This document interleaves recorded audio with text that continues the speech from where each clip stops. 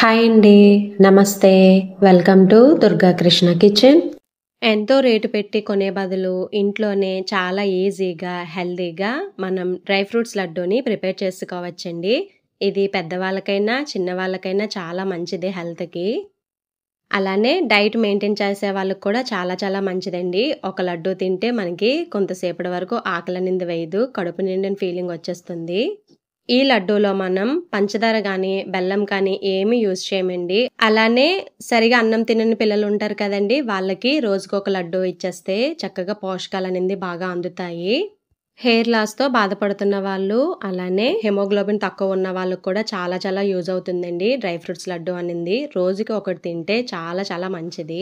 వీడియోలోకి వెళ్ళే ముందు మీకు గనక ఈ వీడియో నచ్చినట్లయితే తప్పకుండా వీడియోని లైక్ చేసి, షేర్ చేసి, కామెంట్ చేయండి. మీరు లైక్ చేయడం వల్ల ఈ వీడియో అనింది మరికొంతమందికి రికమెండ్ అయ్యే ఛాన్స్ ఉంటుంది. అలానే ఛానల్‌ని సబ్స్క్రైబ్ చేసుకొని పక్కనే ఉన్న బెల్ ఐకాన్‌ని గనక క్లిక్ చేసినట్లయితే నేను పెట్టే ప్రతి వీడియో యొక్క నోటిఫికేషను మీకొస్తుందండి. ఇంకా లేట్ చేయకుండా ఎంతో టేస్టీగా ఉండే డ్రై ఫ్రూట్స్ లడ్డూ తయారీ విధానం ఎలాగో చూసేద్దాం.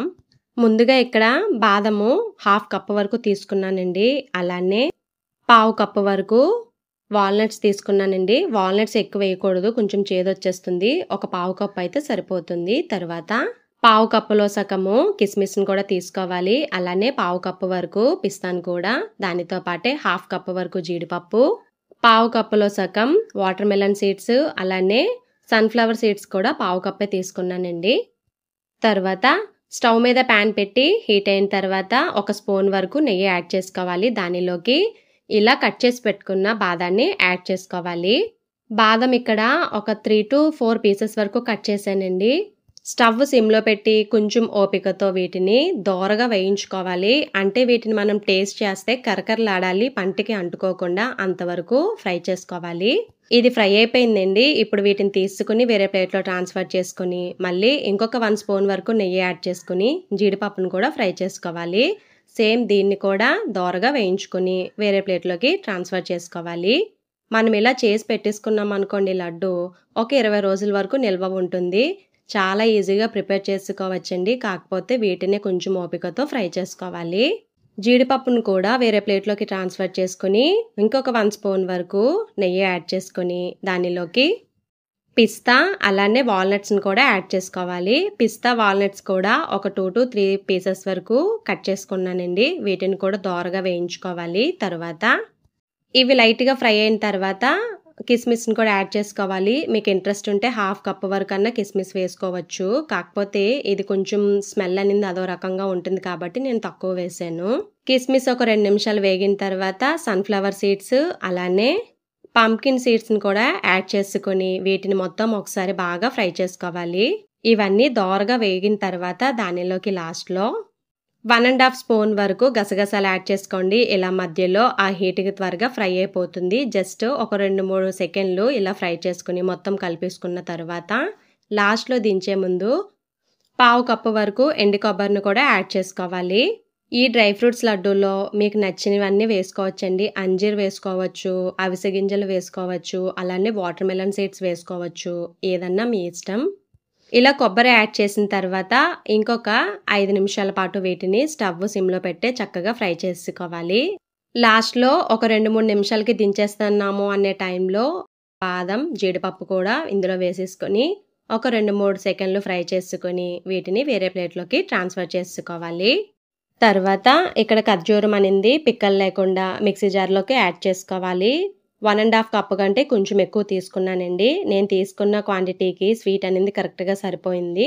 మీకు ఇంకా స్వీట్ ఎక్కువ కావాలనుకుంటే కనుక 2 కప్స్ వరకు ఖర్జూరం తీసుకోవచ్చండి, మీ ఇష్టం. కాకపోతే నేను తీసుకున్న క్వాంటిటీ పర్ఫెక్ట్‌గా సరిపోయింది. తర్వాత ఇలా మిక్సీ జార్‌లో వేసుకొని మెత్తగా బ్లెండ్ చేసుకోవాలి. అసలు ముక్కలనేది లేకుండా మధ్య మధ్యలో కలుపుకుంటా ఉంటే ఈజీగా బ్లెండ్ అయిపోతుంది.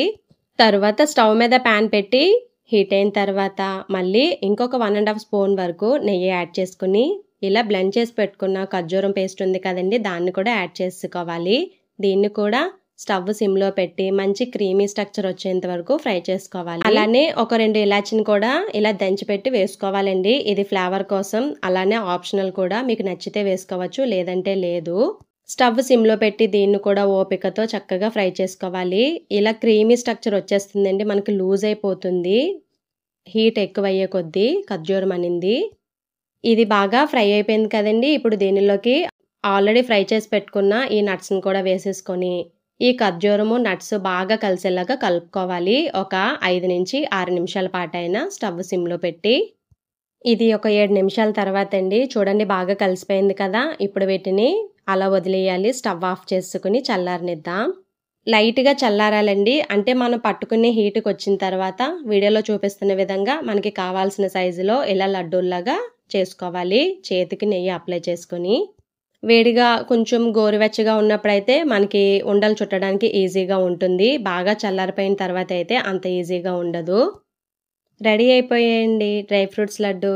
షుగరు, బెల్లం లేకుండా టేస్ట్ అయితే ఎక్సలెంట్‌గా వచ్చింది. చాలా బావుందండి టేస్ట్. మీరు ఒకసారి తప్పకుండా ట్రై చేయండి. అంతేనండి ఇంకా ఈ వీడియో.